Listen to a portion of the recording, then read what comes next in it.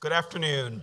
Uh, I'm Dean Jenkins. I know that hopefully by now you all know who I am, but we may have some visitors, which we sometimes do when we have a great speaker like we do today, who aren't necessarily from the law school community.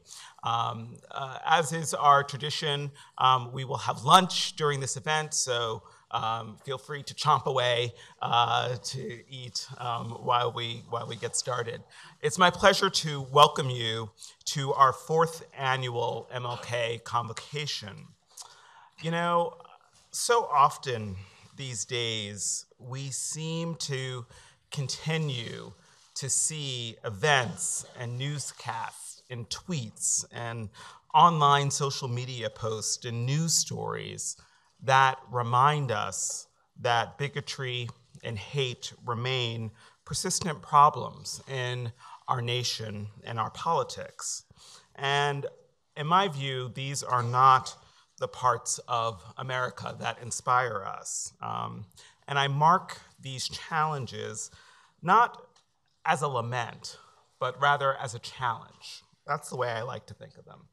As a call to action, as a reminder that Dr. King's words and his work offer a distinctly valuable set of guidance and in a time of national and global anxiety, distrust, and disquiet. Consider our own Minnesota law community, for example. We are a community built on valuing and respecting one another. We are a community that can actively and passionately but respectfully disagree about legal, political, social, and moral issues. I think that respect, open-mindedness, and inclusion are not just personal values, but they are, for us, professional values. Substantive disagreement is unavoidable in a democracy that fully embraces diversity. Indeed, free thinking and free speech are greatly protected. But some issues should not divide us. We should be united in opposing discrimination, bigotry, and hatred. And I'm proud to be part of a profession, part of a community that aspires to inclusion. That endeavor may involve zealous conflict, but it is also marked by passion, respect, and the ability to make a difference. Lawyers lead the way, and Minnesota lawyers lead the way. And we are joined by one of those leaders today, Laura Coates, class of 2005. Laura practiced law in Minnesota and New York in private practice, and then she moved to public service, working for the U.S. Department of Justice as a federal prosecutor and as a trial attorney in the Civil Rights Division. But today, she is a well-known and respected media commentator, author, radio talk show host. You may have seen her as a CNN legal analyst, or perhaps you've heard her on her daily talk show, The Laura Coates Show, on Sirius XM. Or you've read her opinions and analysis in the Washington Post or the USA Today, or perhaps her best-selling book. She's regularly sought out as a leading voice on issues of trial advocacy, race, policing, social justice, among other issues. And today, Laura is going to address the topic, Conscious Justice in a Fake News Era, a reflection on Reverend Martin Luther King Jr.'s 1968 sermon, Remaining Awake Through a Great Revolution. After her comments, she's going to engage with our own friend and classmate, 2L, Eduardo Castro, from our diversity committee. So please join me in welcoming Laura Coates and Eduardo. Thank you. Thank you so much. That was great. First of all, I have a fabulous shirt on. You can't see from the front, so I had to show you. That's how I like to start things. Thank you so much for having me today. It's really so nice to be back, although I have to tell you, to hear that Eduardo was class of 2020 was jarring for a number of reasons. Also, we didn't have the cafe nor a Starbucks machine or area, so don't complain ever again. I'm really glad to be here and to see friends and colleagues of mine as well in the room. And when I heard about this particular program, I thought to myself, here we are in a time, I'm only going to talk up here for a second before I join Eduardo for a more informal conversation, but I thought about a particular speech that was given by the Reverend Dr. Martin Luther King Jr.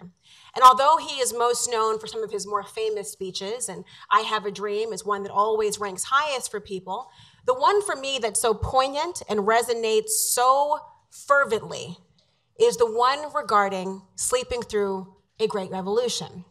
And I want to read a portion to you to ground this conversation for us about why it is that in many ways we're still frozen in time. And in many ways, you could find yourself completely exhausted by the news cycle. It's 24 hours a day, 7 days. That's before you count in Twitter. You wonder about whether what you're hearing is actually fake news. It's not. Or whether you're thinking to yourself, can I believe in the people who are gatekeepers, advocates, champions, explainers, pundits? What is it I can be doing? What is it I'm receiving, and how does it factor into my understanding of the world around me and my role within that particular world? In this speech, you'll think that it's being given in 2019, and yet it's 1968. Keep that in mind. And what it will do is at once put you in awe that in many ways we are frozen, and also inspire you that there is an opportunity to do more, especially with a profession that I think is the greatest in the entire world.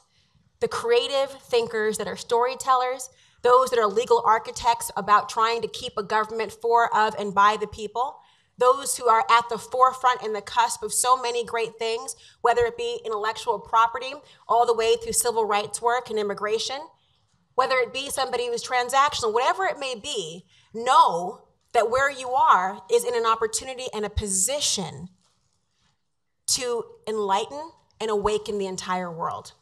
So let me read you a part of it, and I'm not going to even try to assume the voice of King. I would try to do an impersonation, it will fail. I inevitably sound like I'm trying to be Al Pacino in a bad movie, which has never happened, so not how that had to happen, but I will do hoo-ah every now and then. This is a part of his speech, and it's called Remaining Awake Through a Great Revolution. And in case you're wondering, Eduardo did remind me I'm too old to say woke. So I thought like woke today, but not, I'm too old to say woke. So remaining awake through a great revolution. He says, I'm sure that most of you have read that arresting little story from the pen of Washington Irving entitled Rip Van Winkle. The one thing that we usually remember about the story is that Rip Van Winkle slept for 20 years. But there is another point in that little story that is almost completely overlooked. It was the sign in the end from which Rip went up in the mountain for his long sleep. When Rip Van Winkle went up into the mountain, the sign had a picture of King George III from England. When he came down 20 years later, the sign had a picture of George Washington, the first president of the United States of America. When Rip Van Winkle looked up at the picture of George Washington and looking at the picture, he was amazed. He was completely lost. He knew not who he was. And this reveals to us that the most striking thing about the story of Rip Van Winkle is not merely that Rip slept 20 years, but that he slept through a revolution.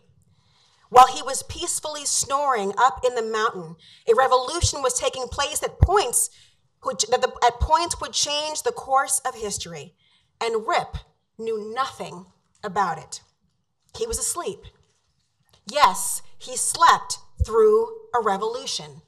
And one of the great liabilities of life is that all too many people find themselves living amid a great period of social change, and yet they fail to develop the new attitudes, the new mental responses that the new situation demands. They end up sleeping through a revolution. There can be no gainsaying of the fact that a great revolution is taking place in the world today. In a sense, it is a triple revolution. That is a technological revolution with the impact of automation and cybernation. Then there is a revolution in weaponry with the emergence of atomic and nuclear weapons of warfare. Then there is a human rights revolution with the freedom explosion that is taking place all over the world. Yes, we do live in a period where changes are taking place, and there is still the voice crying through the vista of time. Now, whenever anything new comes into history, it brings with it new challenges and new opportunities. And I would like to deal with the challenges that we face today as a result of this triple revolution that is taking place in the world today.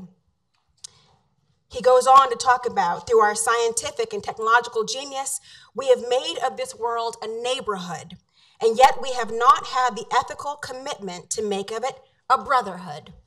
But somehow and in some way, we have got to do this. We must all learn to live together as brothers, or we will all perish together as fools. We are tied together in the single garment of destiny, caught in an inescapable network of mutuality. And whatever affects one directly affects all indirectly. For some strange reason, I can never be what I ought to be until you are what you ought to be. And you can never be what you ought to be until I am what I ought to be. John Donne caught it years ago and placed it in graphic terms. No man is an island entire of itself. Every man is a piece of the continent, a part of the main. And he goes on toward the end to say, quote, any man's death diminishes me because I am involved in mankind. Therefore, never send to know for whom the bell tolls. It tolls for thee. We must see this, King says, believe this, and live by it as we are to remain awake through a great revolution. You know, you hear these words and you realize that it was so long ago that he was saying this, and you wonder to yourself what you can be doing. This is a moment that we're in, politically speaking, legally speaking, in terms of advocacy, in terms of us being a part of a Pangea, which we really are a part of a Pangea. It's as if there was never a shifting of any plates, as if there was always one particular universe. And we see what's happening around us and we get exhausted by the division and the lack of recognition that what happens to you will necessarily impact me. And the wheels that we set in motion may run over ideals in the end. And that as a part of a democracy, we at once foster a sense of trying to ensure that everyone has a say, and yet simultaneously silencing those who offend or those who are disenfranchised. And you think about how the words of King resonate still today. And so many people are exhausted and turn the channel. They'll turn to whatever news network they think is the most in line with their political viewpoints, as opposed to one that's the most informative. They made themselves think, you know what? I don't want to deal, I just want to turn off. I don't want to be bothered with politics or the world around me. I want to sleep through. Wake me up when it's over. Rip Van Winkle, it was 20 years. Imagine if you had slept through the last 20 months. Or if you continue to sleep 20 months later. As an example of what you might have missed, 2 new Supreme Court justices while you were asleep. The idea of children being in cages while you were asleep. The idea of travel bans and the power of the executive. The ideas of privilege and the ideas of the conflict between the autonomy of the executive branch and being a co-equal branch of government. What you might have missed are shutdowns. What you might have missed is appropriations and bills. What you might have missed are discussions with geopolitical rivals, one-upping one another in a battle that really is a contest not of the bravest and the smartest, but one of those with the most testosterone. you may have missed in the last 20 months had you been asleep, not 20 years, but 20 months. You may have missed the idea of different types of legislation that are undermining solid forms of legislation. You may have missed the retroactive trajectory and the aggressive trajectory of important civil rights litigation from all walks of life. And that's just 20 months. You see, it's the time you have to awaken yourselves and wonder, how am I, as an attorney, as somebody who is given the job of explaining, given the job of informing, of arguing, and finding the nuances in areas where there's room for interpretation, hence the common law, how am I doing what I know is in line with the trajectory of democracy? How do I ensure we keep pushing forward and not roll back? How do I ensure that what makes America great is perhaps what's in its future once the aspirations align with the actuality? And how do I get there in whatever field I'm in? And so for me, when I heard the opportunity to come and talk about this, you may not realize you're in a great revolution. You really are. And you're all foot soldiers in a way. And you're all strategists on the battlefield. And even if you do not want to be awake, even if you're thinking about a dream of a different administration or one in the future or one in the past, or you love the one that's here, either way, make no mistake about it. Your vigilance, your forward thinking, your ability to realize that that which was discussed in 1968 is still true today in 2019. And what does that say about the arcs of justice? That's where you can come in. And I really hope that you will remain awake and embrace the opportunity to be among the people who nudge the person next to you. This is not the time to sleep. This is the time that you should come alive and dream in color.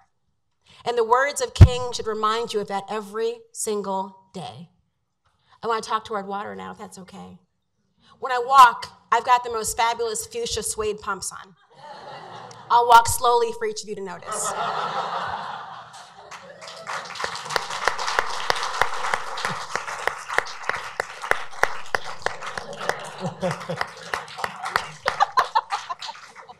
So, Laura, thank you so much for those moving remarks. But before we get started... I didn't write them, but I'll take them. King did. So before we get started, I think it's really important, especially when we're here in room 25, especially when we have distinguished alumni come back to do a quick check-in, make sure they're doing all right. Are you not having any flashbacks to 4-hour issue spotter exams, cold calls, anything like that? I walked by the Barbary table and I went, oh my God, did I pass? Did I pass the bar?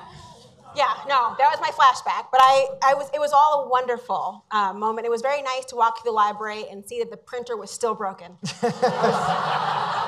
Our tech people, they'll make note of that. So Dr. King spoke eloquently, wrote eloquently throughout his career. You think about Letters from a Birmingham Jail, I Have a Dream in 1968 when he comes out against the Vietnam War. From all the things you could have chosen to be the centerpiece of today's convocation, and I know you've talked about it a little bit already, but what distinguishes Remaining Awake Through a Great Revolution from the rest of those pieces today? You know, what I think is so important about that particular speech is it goes on to talk about a bootstraps argument as well, and about the idea of how so many people have what they think is the greatest idea of how to solve everything. Oh, why don't you just do this? Oh, just do that. And you have this kind of dismissive, waving of the hand where people talk about, oh, this is the problem, well, let's just do this and that will solve it. And he talks about that being a form of also sleeping through a revolution, of being dismissive of the idea that it's more complicated than it appears. And part of what complicates is that people have become aware that they benefit from people who are asleep. The reason people are able to have a hierarchy in our society and are able to some get ahead and some to remain there, and the whole definition of entitlement is because you've been in a particular spot for so long that you have very little incentive to make all boats rise with the tide. And so when people think about being asleep, it's not just the literal sense, Eduardo, of literally Rip Van Winkle growing the long beard up in a mountain. It's also people who choose to look away and choose to have blinders on and their eyes closed as they're walking through really important issues, and being dismissive about reinventing the wheel. And so for me, that particular speech is so important and remains today. And also because, isn't it ironic that he's talking about people who are ignoring a massive change, like the reasons we left England, and had a revolution about it, to the fact that you have Washington there and everything that took place, all that he missed. People look at that and say, well, God, can you imagine missing 20 years? And now we've condensed that. Can you imagine missing a week of the news? Can you imagine missing over the weekend, what's happening now? And you think about just even blinking your eyes. Sometimes there's a moment of, oh my God, what has happened now? So for me, it's so poignant. So let's talk a little bit more about that triple revolution that King identified. So technology, warfare, and then the one in human rights. How do you see those revolutions manifesting themselves today? Oh God, you think about, obviously technology. We know technology is still at the forefront of everyone's ability to think about how things are going. Social media is a part of that as well. Warfare, you can look, of course, to places like Syria and Russia and, of course, North Korea.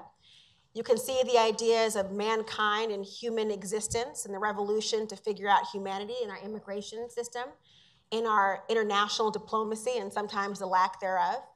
And you can see it all manifesting that they all have a common thread, that each of these triple revolutions are all based on the thought that you could actually be an island unto yourself. That you could really, truly say, well, what happens here, or America first, or this nation first, or this party first, or whatever it may be, that is as big of a revolution as all the others combined.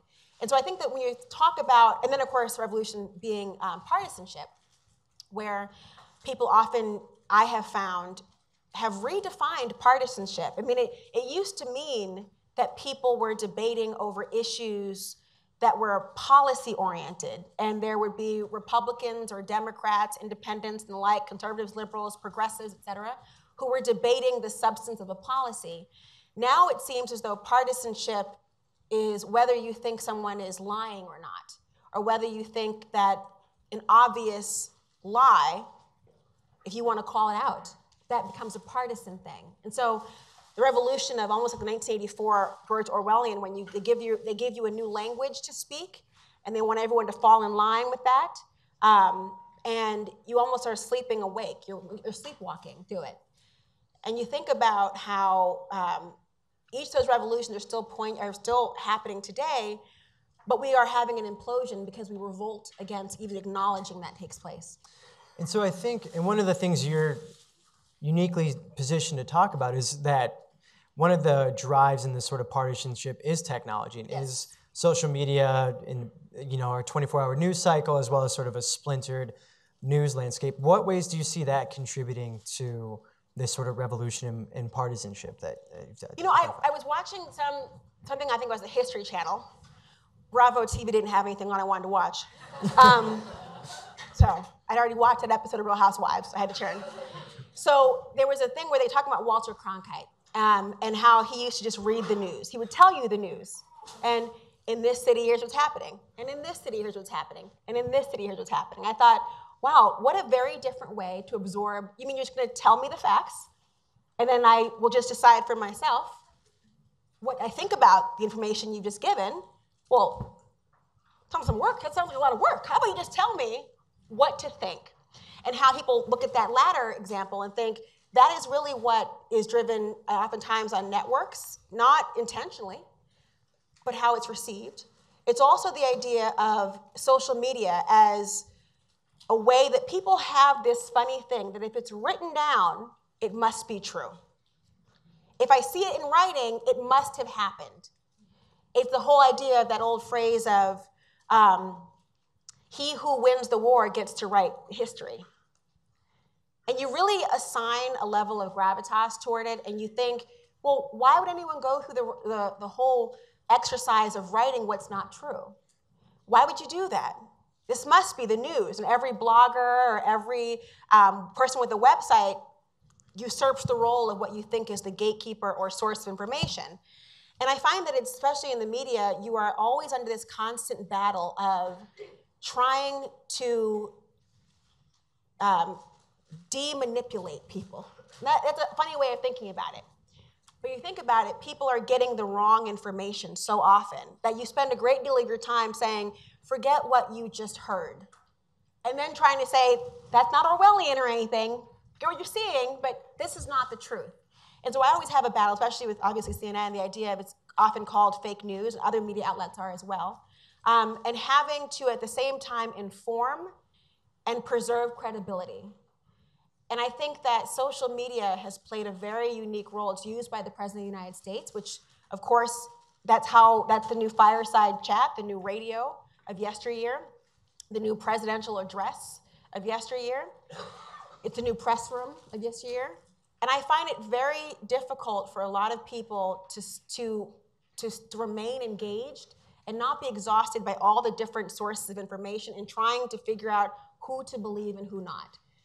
And what you do when you feel that exhaustion is you just say, all right, I'm going to look at this filtered information, and then that becomes my team. No matter how bad the team is, no matter how many times you realize the Philadelphia Eagles never should have been in the Super Bowl last year, and no matter how many times you realize that Tom Brady did nothing wrong with Deflategate. I'm a Patriots fan as well, and a Vikings fan. That's your team, and you stick with it. And that's so dangerous because Deflategate was real. Tom? And in the news, it's the same thing. When you hang on to your team and you're the diehard fan of a filter, you lose information you actually need to make an informed decision or exercise the vote. And I think one of the things that's interesting from this speech is how he talks about this technological revolution is he refers to airplanes and the ability to get across the country in a matter of hours. And today, something the president says could be on our phones in a matter of seconds. Yeah. And like you've also mentioned too, we kind of filter ourselves off, but at the same time, Dr. King calls on us to commit ourselves to make a brotherhood. But how do we do that when our sort of own bubble, we see the other people as other? How do we sort of overcome that, and how do we overcome the way technology contributes to that? I think the number one thing, obviously, is listening. And listening almost in the way that you'd have an oral argument, where sometimes the judges are talking amongst themselves, and they're asking questions of you to convince the person next to them of their position. But how they tell you, and I remember doing moot court here, the second the judge asks a question, you stop, even if it's mid-sentence, because you want to listen to what they're really wanting to know about. And your agenda of what you thought was important may have very little to do with what they consider to be important. And because that person is the decision maker in the end, and that person has the greatest power, there may be a softball question being thrown to you. There may be a genuine, open-ended, direct question that you need to answer. And they tell you, answer the question, and then go back to your particular agenda you want to talk about. I think if people were to look at politics or look at politicians or look at the way in which our government and our democracy operates, be it a town hall, be it a pancake breakfast or a hearing on the Hill, let alone a Supreme Court argument, people would it behoove them to stop mid-sentence and figure out what that person cared about. And before you try to run them down with your agenda that you've rehearsed already, being able to be intellectually nimble enough and empathetic enough to understand that maybe you don't know the priorities of the entire nation or a political party or a group of people or a set of farmers or a set of people who may be undocumented or a set of people who may be trying to exercise autonomy over their physical body or whatever it may be. And I feel like that's what's missing. It's not just the statement of listen, it's the way you do it. It's not just the active listening of nodding while I'm talking. It's also the idea of what is it you care about? What do you want to know? How can I help convince you perhaps that the way I see the world is important and that here's what we can do about it? And I think that people get so invested in going through their outline of what they wanted to say that they miss the fact that somebody had a question that may have helped you convince the person over here that what you wanted in the end was actually going to happen, and you started talking, and guess what happened? You talked yourself out of your own agenda coming true. And I think that is, one of the lessons I learned here in this room when I tried out for moot court. We won that year. You think about that year, and think about that, and that's one of the lessons. It's the idea of even if it's mid-sentence, shut up for a second and listen to what the other person thinks is important, and then go on. So going off of that, I think one of these fault lines that can get people into their own corners is the second revolution that Dr. King talked about, and this idea of race. How have the challenges of race and racism in this country evolved since Dr. King's speech, and what are the ways you think we need to address it today? I think racism still very much exists. I also know racism very much exists in America, and our nation is not unique in that. In other nations, you'll find even of nations that have the majority of people of color as the inhabitants of the country, racism as a factor of a power dynamic and the abuse of power, people will find a way as us versus them every single time. And in large parts, what I said, the idea of there's very little incentive to divest power once you've attained it. Even if it's gotten in an ill-gotten fashion. You want to hold on to it. It's like almost like an idea of inertia. Things that are in motion tend to stay in motion. You want to do very little to disrupt it. Racism, especially in America, has been advantageous to so many people that I think there is very little incentive for people to really change it. And they change it in their rhetoric. Words are replaced, words are exchanged. But at its core, the idea of a preservation of a hierarchy is very much a part of what America wants. And Americans and other nations as well don't always realize that it's completely counterproductive. And I often go back to the idea of the Civil War. Well, there are many who talk about the Civil War being a war to end slavery because it was an abomination of morality and the moral compass pointed due south. It was down to economics. It's the real issue. It was no longer advantageous for America to have a slow form of labor. The morality was always an issue, but there was a moment of thinking, well, this becomes counterproductive. Let's change this. And that is as much a driving force as anything else. I think that people have to understand the counterproductivity of racism and how it holds our workforce back, how it solidifies the economic disparity, how it is a hamster wheel in many ways of you can't figure out which comes first, poverty or racism, because you're in the same wheel. You can't figure out what happens first, misogyny or sexism, or the ideas of the abuse of those who are powerful to the disadvantage of those who are powerless. And you can't figure out what to stop it. It's because people haven't realized the counterproductivity of it. And which is one thing about King, when he died and was assassinated, he was working on what? The Poor People's Campaign. His lifelong ambition was in part about the idea of getting people to have a moral conscience, but in reality, it was about the counterproductivity of our economy and what you did to relegate people to this caste system. And by making certain things stigmas, it helped to create the advantages that exist today. But if people realize the counterproductivity of it, we'd all be doing better in life. That and recognizing that I really do believe, and I've said it many times, a rising tide lifts all boats. And if we're to compete, whatever that means to you, if we're to compete in a global marketplace, let alone a global marketplace of ideas, well, what advantage could it be to not tap into the valuable resources and institutional knowledge and creativity of so many people? Why would it be advantageous to maintain a caste? And it's something that I think the legal profession is trying to grapple with, Yes. and we're trying to promote diversity, but how should the legal profession be approaching this issue?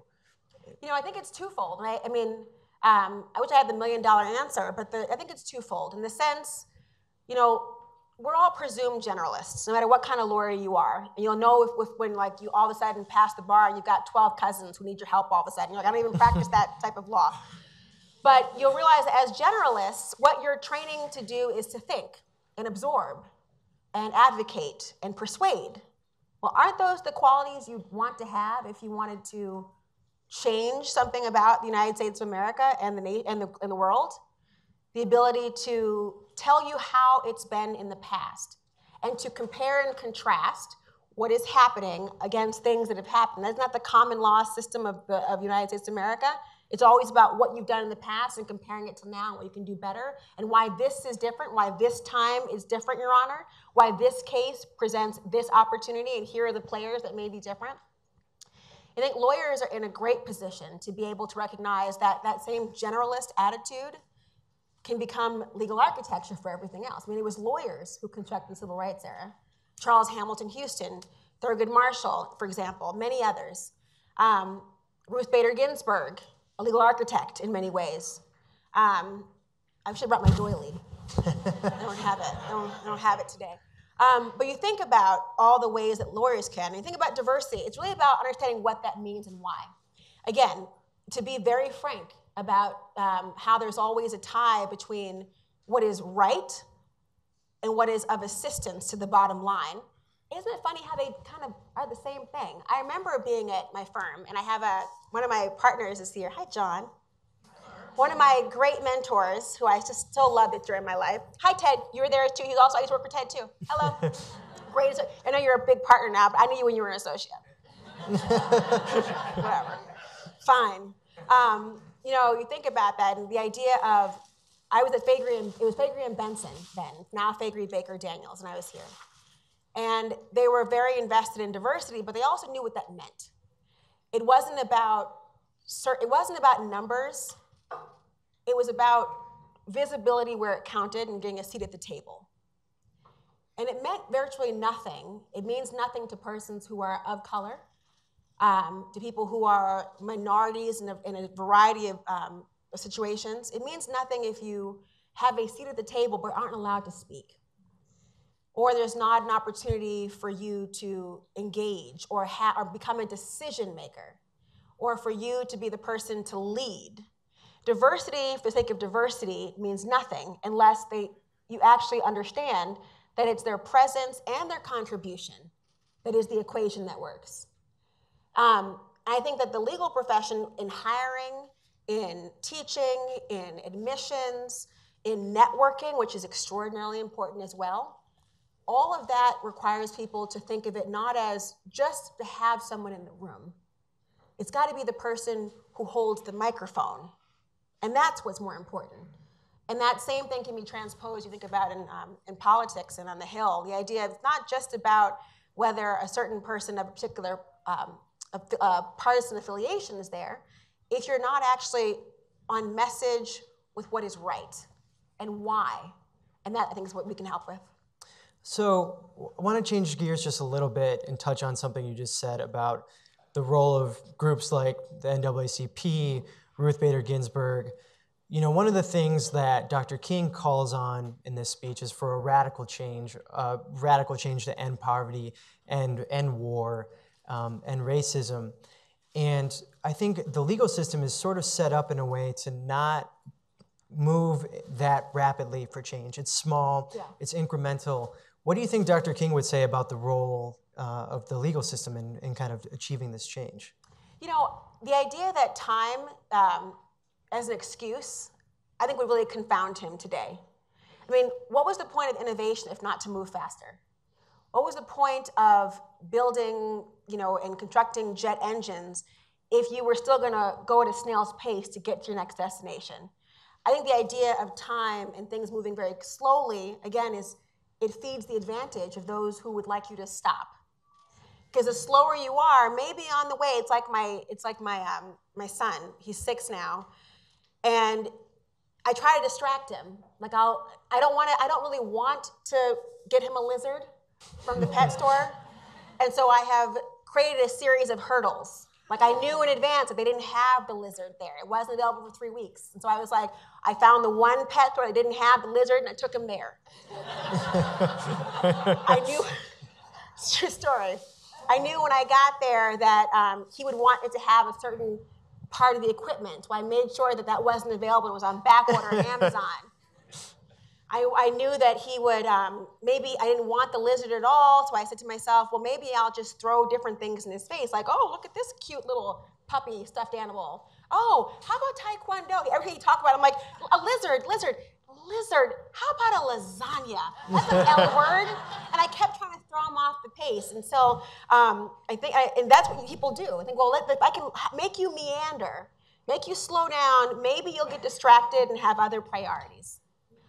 The idea of that in social justice is equally true. Maybe, I know you want criminal justice reform and you want prison to pipeline to stop. I know you want comprehensive legislation. How about a First Step? That sound good? That's the name of the law, the First Step Act. Well, that's a way of getting there. That's a great step. We're not going to take step number 2 anytime soon, but for now, we're at the pet store. We made it. I know you want a lizard, but that's down the road. And I think that that's one of the issues that people are frustrated about the time. But I think of it like, especially for the younger generation of attorneys in particular, if you think about it, every single one of you is like a filmmaker right now. Every one of you is the greatest cinematographer, the greatest director, because you have this really sophisticated camera in your pocket on your cell phone.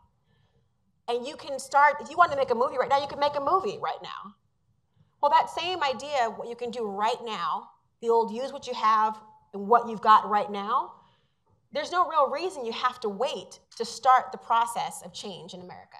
It can be as simple as petitions. It can be as simple as you running. It can be you supporting a candidate. It can be you saying, I want to make something viral. And I can't advise you how to make anything viral. I'm too old at this point, I think. But you think about what you can do right now, and especially younger generation of lawyers, there's no reason that you should keep saying that things take time, because they really, really don't. All of the traditional paths you're supposed to take in life, and well, first you have to do this, and then you've got to, before you can go to law school, you've got to major in this particular major. Then once you've majored in this particular major, you'll apply to these schools. Then you'll apply to these schools and you'll go on this path. You'll take these courses. You'll take this bar. You'll go on this process. You'll work for this firm. You'll then go through associate, up and up and up, and partner. Then you'll figure out if it's a shareholder or whatever it's a partner. Then you'll figure this out, and then maybe you'll be an authority. For everyone here, you already are an expert in something, and that path may or may not apply to you, and it may not be what you need to do. And the idea of waiting for it to be your time just seems absurd, you know? Mm-hmm. So I think that'll lead into the last question, and then if anyone from the audience has questions, we'll have you line up, and we'll spend the last few minutes asking you questions from the audience. But Socratic method. But it sounds like, you know, that last point about sort of having a leap of faith. That's something that I think Dr. King asked the audience that he was giving his sermon to do. It's something that if you go to the biography page of Laura Coates online, you'll see that she's asked to speak not only about economic issues, social justice, but she's also asked to speak about leaps of faith. So tell us a little bit more about that leap of faith, and what does that mean, and what should we take away from these remarks? Well, I guess I'll do in 2 segments. On the one, if talking about leaps of faith, sometimes you have to, what's that phrase, fake it till you make it. Other times it's the idea of saying and doing the right thing, even if your conviction hasn't yet caught up. I think about one of the pictures on my wall is a picture of LBJ talking to Martin Luther King.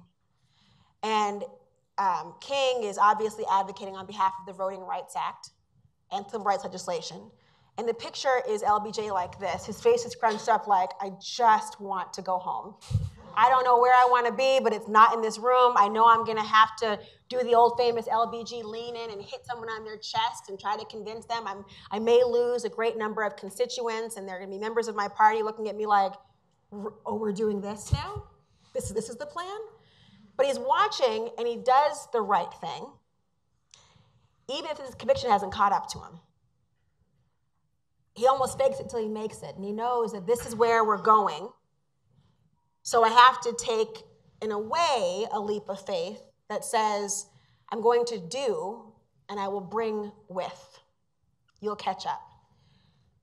And that's in many ways, every great moment in legal history, every great moment in modern political eras has been about somebody doing and waiting for you to leap as well, even if it's not what they wanted to do. I think about my personal life, I'm a sitting leap of faith, but I am a walking, talking leap of faith, because at every turn in my life, I don't always adhere to maybe a norm of what I should be doing. I try to do what I want to do.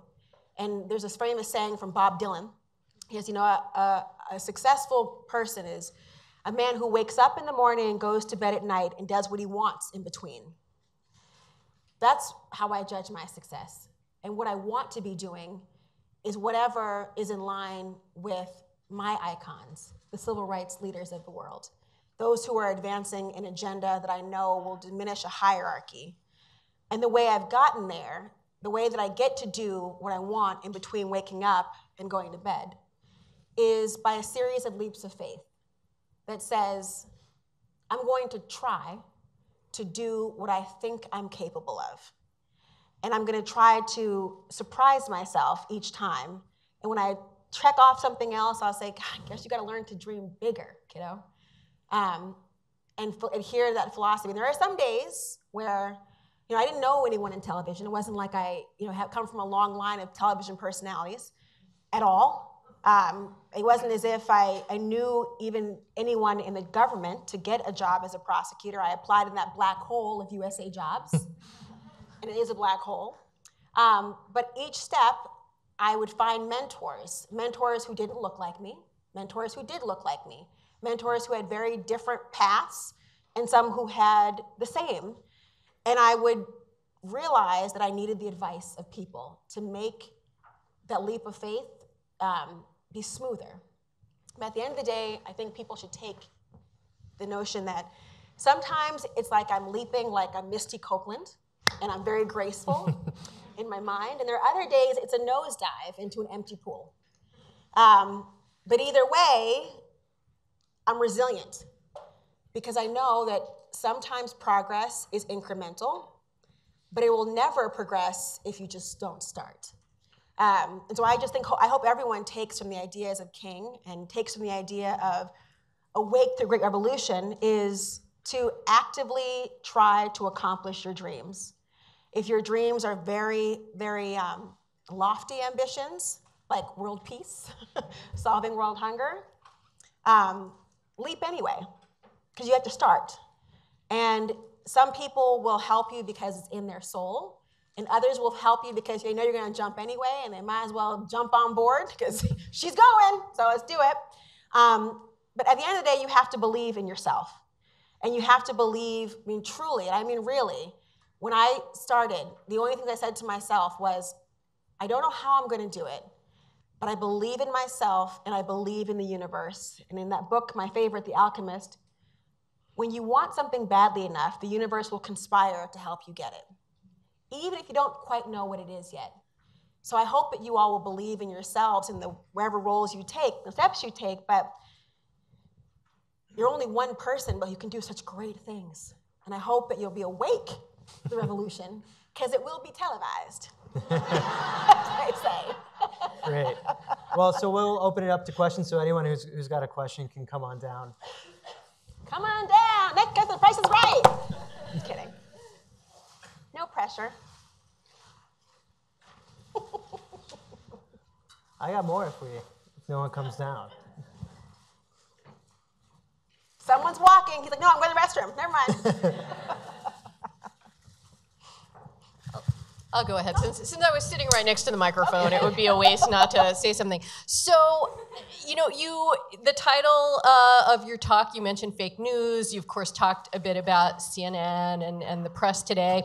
And so I would love to get your thoughts about, you gave us a little bit of a sort of collage of some of the various things that have been going on the last 20 months or so, many of which, of course, involve the press. And the press, in a lot of ways, as I'm sure you're all too well aware, is pretty under siege. So I wonder if you could talk a little about how you see that as fitting into the revolution that's going on today and the various events that's going on today. And also, for our students, if you could speak a little bit about the potential role of lawyers in that aspect of the world today. Sure, great question. So the press you accurately describe as being under siege. The press and the notions of free speech and freedom of the press is something that seems to be far more dismissed recently. And the idea being that people don't want to be criticized. And the role of the press is to speak and tell and relay what's happening. I think part of the reason and the press is under attack is in one way unjustifiably so, and in another way justifiably so. They are unjustifiably attacked because they are relaying information, and when you're attacked for quoting somebody, it seems like an odd thing. When you're simply saying, this is what you said, and they go, well, I didn't like the way I said that, so you quoted it. This is what you said. So being attacked for that which you report objectively, and being called fake news because it is contrary to the narrative and the image you want to be portrayed about you, is an unjustifiable course. And when you belittle the role of the press, you belittle the American people. Because when you say that, and you belittle their intelligence and say, no, what you're seeing here didn't happen, and everyone's lying to you but me, who are you going to believe, your lying eyes or me? It belittles your intelligence. And you foster a mistrust in many ways between the press and the speakers and those who were quoted and the people relaying the information to you. And it's unconscionable the way the press is being attacked for simply giving you information. I mean, if you don't like the information, that's one thing. But to say that it's untrue or it's hawking venom is absurd. And it insults each and every one of you when somebody calls something fake news, particularly when there's a quotation mark around it. And there's a camera in front of you, and you watched it in real time. And it replayed on Twitter and in videos, and you DVR'd it, and you saw it again, and it was repeated 26 times. And you have a whole mashup of every time you've said this. Rudy Giuliani, you had this whole thing happen. You see it. And that is probably the worst thing about it. Justifiably, however, the press is often antagonized because they don't clearly demarcate the line between talking head and information giver. And when they don't do that, you have the impression that the news is an opinion piece in its entirety. And the way the news is set up is supposed to, if you watch, for example, you'll have somebody presenting the information. And here's what happened today. And you have a round table or a half moon table where everyone's talking about their interpretation of what was just said. But it's melded together in a way that leaves the impression that this entire presentation is the objective news. So there are justifiable attacks where that line is not clearly demarcated, and you wonder, what point did the news source end and opinion begin? And when it's blurred too much, or even incessantly, I think that the press is attacked all the more, and that may be an instance where it's perhaps more justifiable to say that that blurring line is a problem. At the end of the day, however, if you're awake during the revolution, you knew where the line cut off.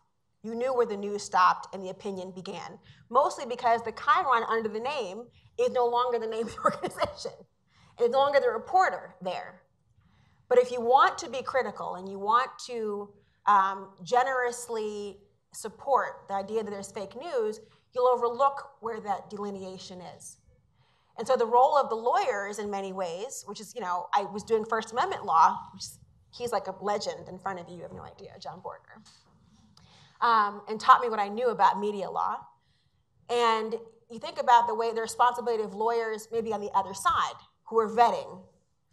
And the way the word vetting is used oftentimes to, antagonize the administration about what they don't do when they don't vet people. Vetting in terms of the behind-the-scenes lawyers is extraordinarily important because you're the ones who, before it goes on air, are supposed to be clearing things to make sure that it is true, that the sources are sound, that no one is given an opportunity to doubt the objectivity of the news. And so one of the roles of lawyers is to do that in the media. Another role of lawyers is to be the people who are presenting through amicus briefs or direct motion practice to the courts, the presentation of real evidence and arguments that actually line up with what the truth is, and that can be reported on. So I think it's twofold. So we have a little bit of time left, but let's hear, how about both comments, and then we can have a brief response to our two comments, as long as there are questions. As long as they're relatively brief. Good luck. So go ahead. Sure, yeah. So my question is about communication, and especially you're in the business of persuasion. I'll try to articulate my question with an example. For example, if I want to talk about today's social issues plaguing this nation, it's inevitable that you use phrases like white supremacy or privilege. There's a conundrum one faces when they talk about phrases like these. On the one hand, you immediately you start alienating a section of the population when you start using phrases like this, like white supremacy. Unfortunately, in a democracy, in a numbers game, we need people. We need more numbers on the side. But on the other side, if I don't use phrases like this, I'm not speaking my truth. In a uniquely American way, I'm euphemizing and neutering the language. Like, torture becomes enhanced integration. So how do you balance that? How do you still speak your truth, but at the same time, don't alienate people? It's about persuasion and convincing people. Excellent. Okay. So that's question one, and we have question two. So my question was going back to the beginning when you were talking about, like, if we close our eyes for just one day now, look at how much we're missing. But then I was thinking about your example with your son and the lizard. Like, how do you stay awake and not get distracted by all these news articles on all these random things that are happening that aren't focusing me on the revolution? Great, both of you, thank you. He's not getting a lizard, though. First of all, I guess two.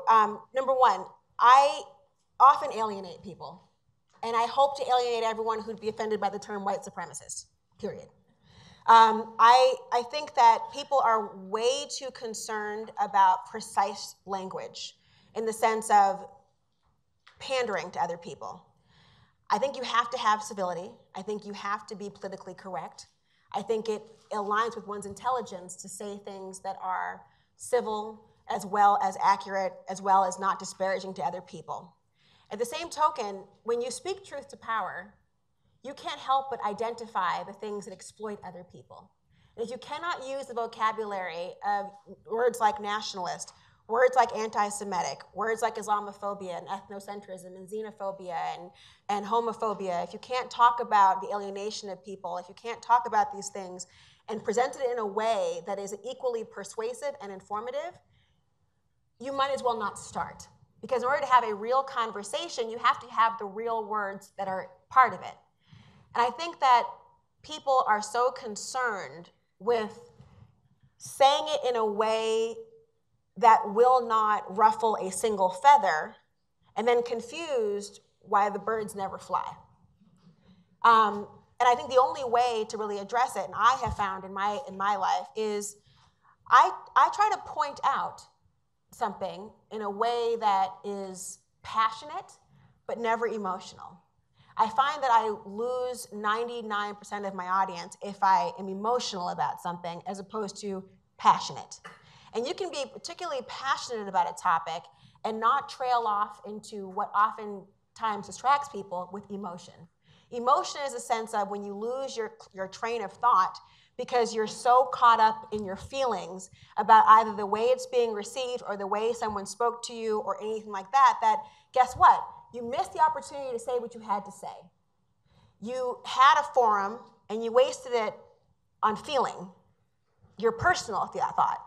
But the issues you're talking about require you to be a little bit compartmentalized. And it also requires the audience to be compartmentalized.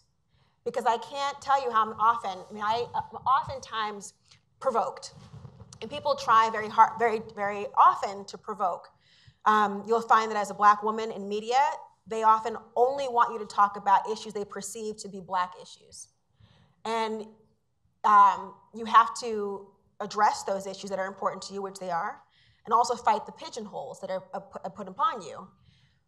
But what I try to make people aware of is that TV sometimes they'll do these debates just to try to get the rise out of people and have these debates that incessantly happen.